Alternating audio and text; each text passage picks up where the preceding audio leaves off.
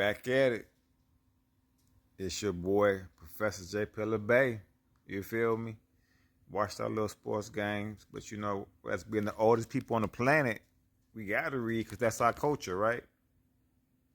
Writing our culture. We taught the world, right? We're gonna continue to do that.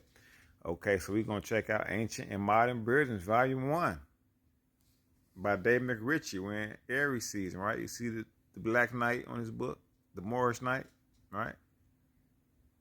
So let's see what this dude got to say. This is a European dude, white dude, right?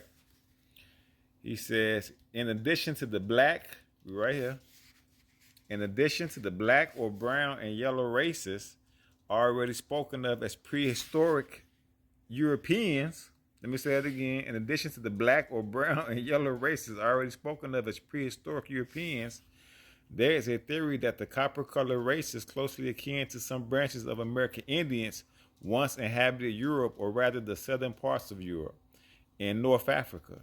Proof of this are said to be visible in the complexion of the modern Copts. What's a Copt? Ethiopian, right? Which is in Africa, right? Which is reddest of the Nubians. Where Nubians? Who the Nubians, right?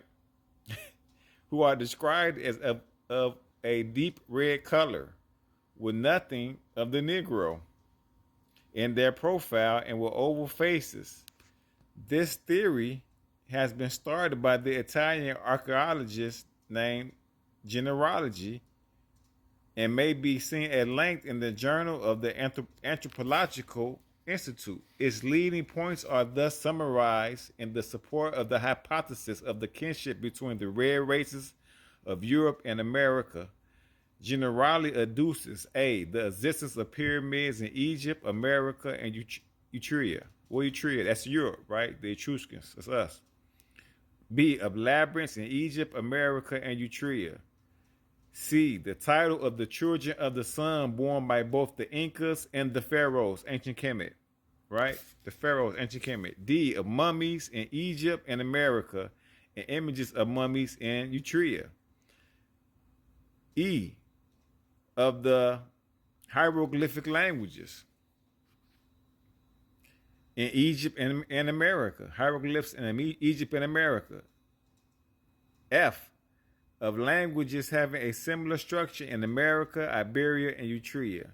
Humboldt thought they were affinities between the Basque and the Etruscans. G, the Nile of Egypt and the Nile region in Guatemala from Cordillera of Scunisco to the Pacific. H, of canopies and sacrificial vases in Egypt, Mexico, and the Yucatan and Peru, with similar names to the deities they represent.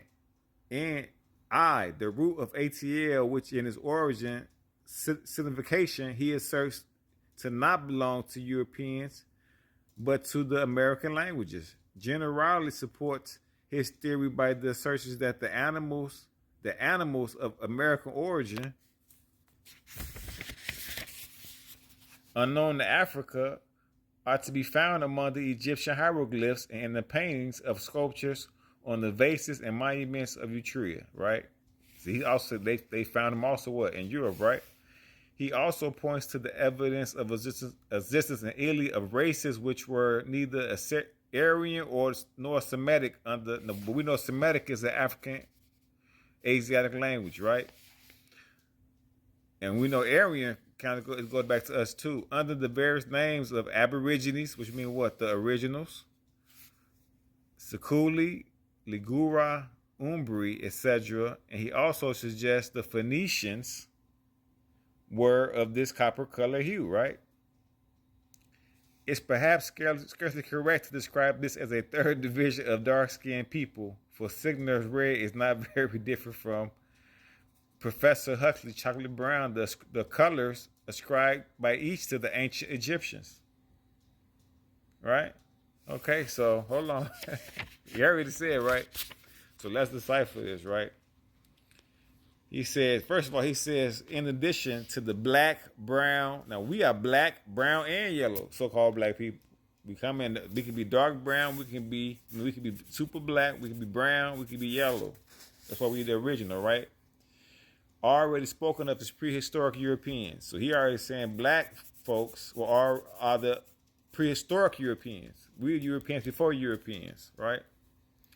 There is a theory that the copper color race, right? So hold on. It said copper color races closely akin to some branches of the American Indians once inhabited Europe, right? So hold on. Okay, so there you go. Boom, we got a copper penny. See the copper penny? Right? Now, you see? Am I a copper? You see that, right?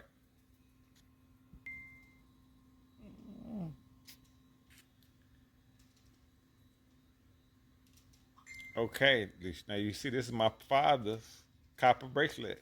You know what I'm saying? He got from somebody, but look at this copper. You see it?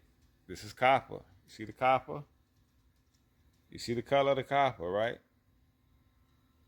Some is even darker than me, right? Okay, so let's, boom, drop that. Now he said the copper color races closely akin to some branches of American Indians. So I just showed you who the copper color races, right?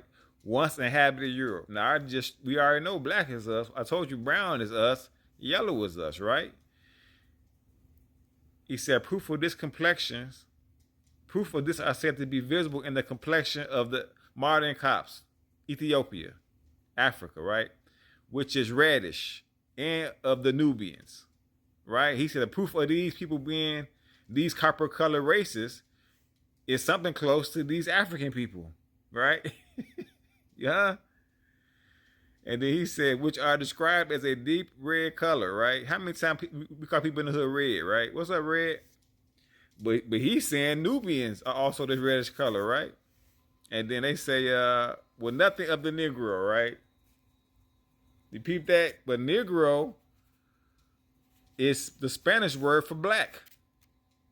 So you got to be able to understand languages because this is the game they playing with us, right? And so let's see. Let's keep going. Then they say what? This archaeologist from Italy saying that he found all these similarities in Europe and America. He said that's pyramids in Egypt, America, and Europe. We have labyrinths in Egypt, Africa, America, and Europe. You know we're the children of the sun. He said, hey, the children of the sun is in the Incas in America and the ancient pharaohs in Kemet, right? He says mummies in Egypt, and then okay, so what is this seducing? Because sometimes people say that mean America first. No, what you're thinking small. What it means is we come from a global empire. It was the Roman Empire, the other Greek Empire. We were the original empire. And it spanned different continents. That's why you keep seeing the same thing everywhere, right? Not this first. No, at one time the land was one, and we had all this stuff everywhere. Because that's what we was doing, right? That's so-called black people, right? And then he even said the word ATL come from us, right? Okay. And then he says the Phoenicians were of this copper color. Of what color, right? Hold on. Of what color? The Phoenicians were this copper color, right? You see the copper on my finger? The copper penny? Okay. You see the copper on my wrist? Okay. And then he says what?